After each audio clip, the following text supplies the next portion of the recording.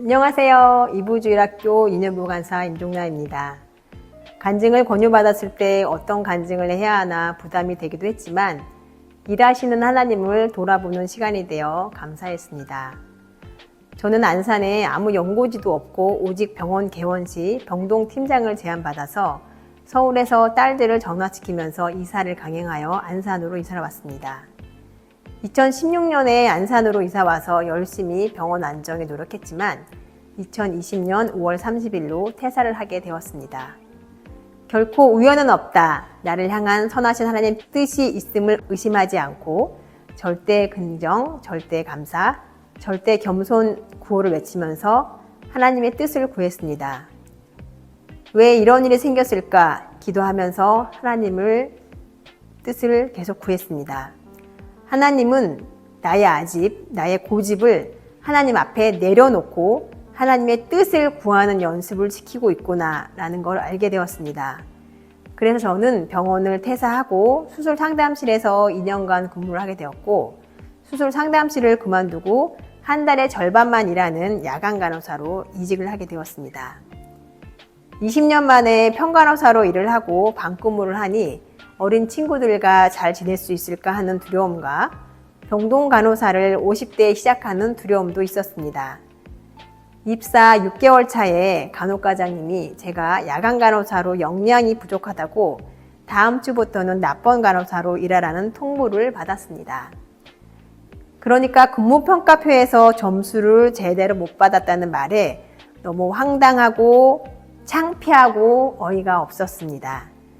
그런데 제일 큰 문제는 낮번 간호사로 일을 하면 주일을 쉴 수가 없고 주일마다 매번 비번을 신청하는 것도 불가능하여 주일학교 교사를 감당할 수가 없게 됩니다. 병동 관리자가 되어야 주일에 쉴 수 있는 환경이 되는 거지요. 이번에는 하나님의 뜻이 무엇일까? 하나님의 응답을 구하면서 야간 전담 간호사로 2군데 이력서를 넣었습니다.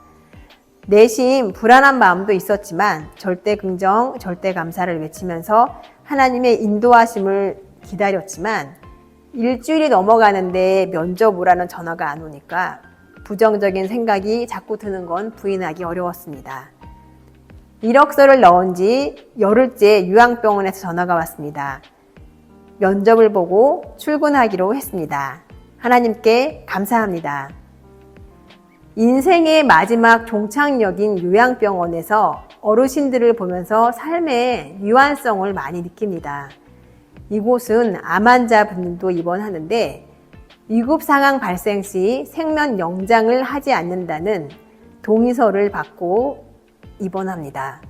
입원 시에는 걸어서 입원하셨다가 상태가 점점 안 좋아져서 휴무하고 오면 그 환자분이 사망자 명단으로 넘어가 있는 걸 보게 됩니다. 요양병원으로 인도하신 하나님의 뜻은 무엇일까? 제가 지금 50세인데 90세에 하늘나라를 가면 40년이 남은 거죠. 하나님을 만날 때 대답할 말을 준비해야겠다는 생각이 들었습니다. 하나님께서 제게 주신 영혼, 가족을 예수님의 마음으로 사랑했습니다. 라는 대답을 해야 되겠구나 라고 생각하니 남편이 하는 행동에 그럴 만한 이유가 있을 거라는 이해하는 마음이 생기고 영혼을 향한 불쌍한 마음이 생겼습니다. 그래서 더 사랑하고 기도하게 되었습니다. 내가 선 곳은 거룩한 땅이니 내 발에서 신을 벗으라.